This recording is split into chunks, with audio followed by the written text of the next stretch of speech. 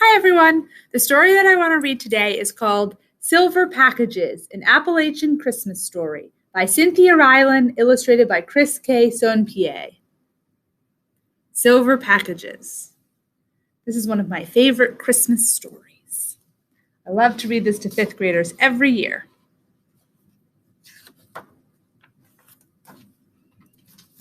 A train comes through Appalachia every year at Christmas time. And though it doesn't have antlers, nor does the man standing on its rear platform have a long white beard, it may as well be Santa Claus and his sleigh for all the excitement it stirs up. People call it the Christmas train, and it has been coming to them for years. Each new child born in the mountains learns to walk, talk, and wait for the Christmas train. It is everyone's delight. The older people remember its beginning. They tell of a rich man who had come traveling through the hills by a car many years back. No one knows why he came up into the hills, but why isn't important. What matters is what happened. The man had an accident. His car just took itself right over the edge of a ridge, and the man slumped in that car, hurting and scared. Someone came along. Some say it was old Mr. Crookshank, but others say it was Betty Pritt. But who came along isn't important either. Whoever it was pulled that rich man out of his car and took him to a house in the hills where he was nursed and cared for until he could make it out on his own. When he left, the rich man tried to give money to the people who had helped him, but they would not accept it. So that rich man left the mountains feeling he owed a great debt. And for the remaining years of his life, he has been repaying this debt from the caboose of a Christmas train he brings into the hills each December.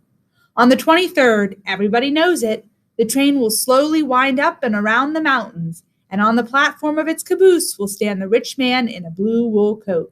He will toss a sparkling silver package into the hands of each child who waits beside the tracks, and for some it will be the only present they receive. So the train is awfully important.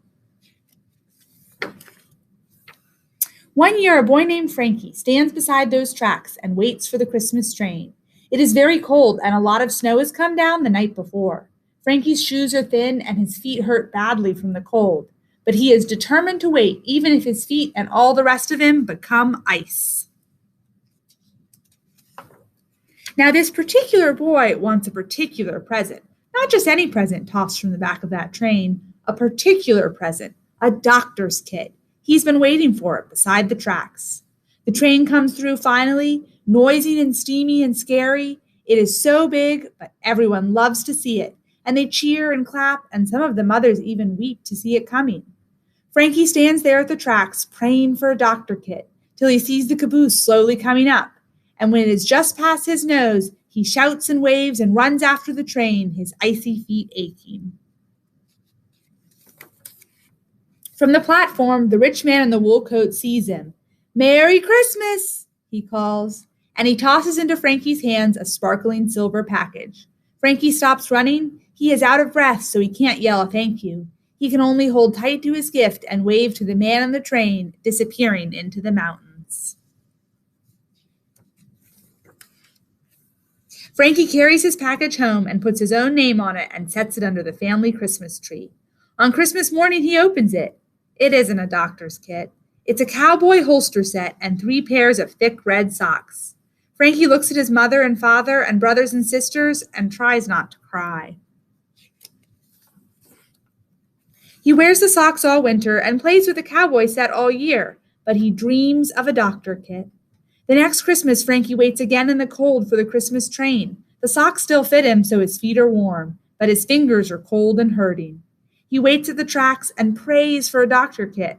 The train comes, the rich man tosses the silver package.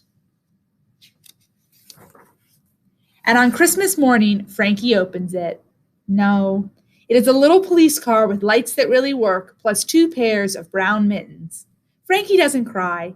He wears the mittens all winter and plays with the car all year, but he dreams of a doctor kit. Frankie waits 3 more years for a doctor kit. It never comes. He gets trucks and balls and games. He gets mittens and socks and hats and scarves, but the doctor kit never comes. When Frankie grows up, he moves away out of the hills. He lives in different places and meets different kinds of people, and he himself changes a little into a different kind of person. But deep in him, never changing, are his memories. And what he remembers most about being a boy in the hills is that just when it seemed his feet would freeze like the snow, a man on a train had brought socks. Just when it seemed his fingers were hardening to ice, the man had brought mittens. Just when the cold wind was cutting sharp as a blade into his throat, the man had brought a scarf. And just when Frankie's ears were numb with red cold, the man had brought a hat.